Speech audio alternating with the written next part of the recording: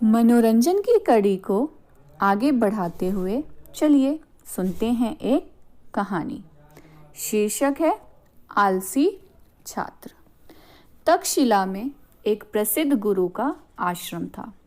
उनके आश्रम में रहकर बहुत से शिष्य शिक्षा प्राप्त करते थे। एक दिन गुरु ने अपने 50 शिष्यों को जंगल में जाकर वहाँ से सूखी लकड़ियाँ ले आने को कहा। गुरु की आज्ञा पाकर सारे छात्र तुरंत जंगल की ओर चल दिए।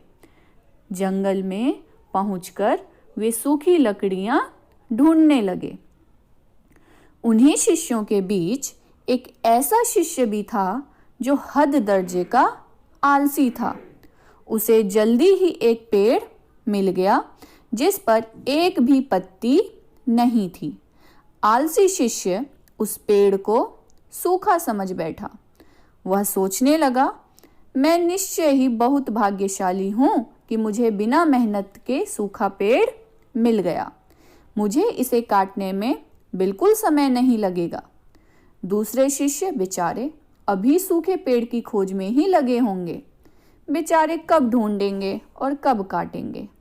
वाह जी वाह, किस्मत हो तो मेरे जैसी। यही सब सोचता हुआ वह खर्राटे भरने लगा। दूसरी ओर उसके सभी साथियों ने अपने अपने हिस्से की लकड़ियां काट ली थी और अब अपने आश्रम लौटने की तैयारी कर रहे थे। वे काटी हुई लकड़ियां के गट्ठर बनाने में लगे हुए थे। जल्दी ही उन्होंने गट्ठर बांध लिए और अपने गुरु के आश्रम की ओर लौट पड़े। रास्ते में उन्होंने आलसी लड़के को एक पेड़ के नीचे सोते हुए देखा। उसे आराम से सोता देखकर वे मुस्कुरा दिए। वे उसके आलसी स्वभाव से परिचित थे। फिर उनमें से एक शिष्य उसे जगाकर बोला, अरे, एक तो तुम्हें पहले ही इतनी देर हो चुकी है और तुम अब भी सो रहे हो। तुम्हारी लकड़ियों का ढेर कहाँ है?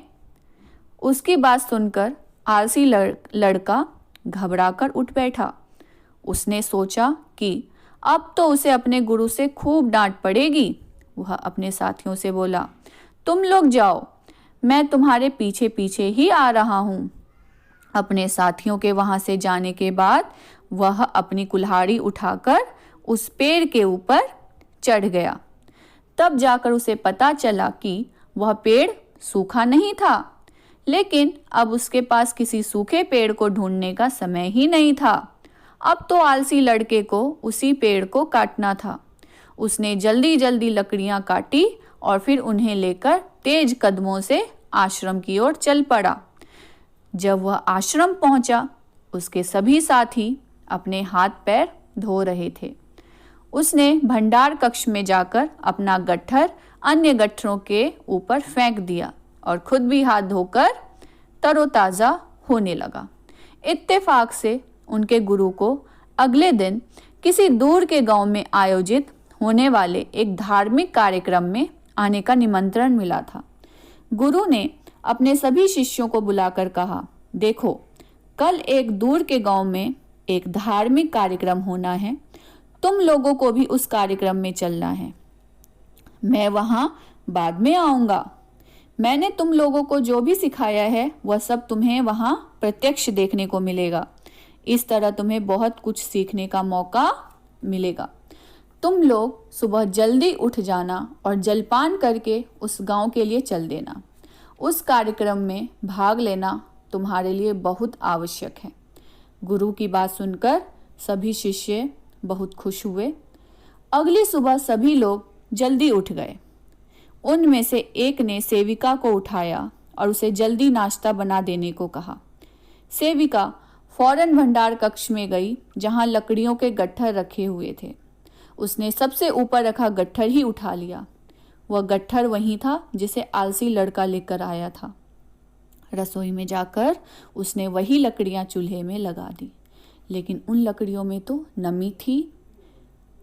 चूल्हे में डालते ही उनमें तेज धुआं उठने लगा। सेविका बहुत देर तक चूल्हे में फूंककर आग जलाने की कोशिश करती रही।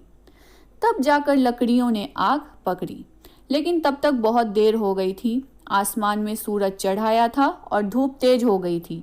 शिष्यों के पास अब इतना समय नहीं था कि वे वक्त रहते उस गांव तक पहुंच पाए।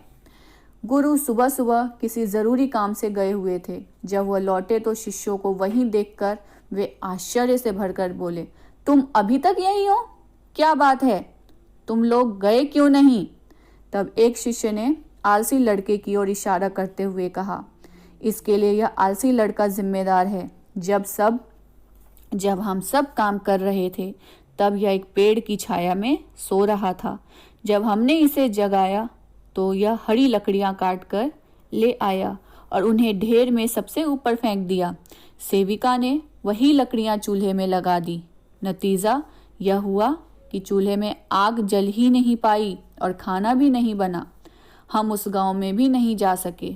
तब गुरुजी ने आलसी लड़के को डांटते हुए कहा, जो व्यक्ति लापरवाही करता है वह अपने लिए ही नहीं बल्कि दूसरों के लिए भी परेशानी खड़ा करता है। ऐसा व्यक्ति समाज पर भार होता है। बच्चों, आशा है कम से कम आप तो इस आलसी छात्र की तरह व्यवहार नहीं करेंगे। आप होनहार और समझदार बच्चे हैं और परिश्रम से ही हम उन्नति कर सकते हैं, ये आप सभी जानते हैं। तो मेहनत करते रहिए। मेहनत ही सफलता की कुंजी है।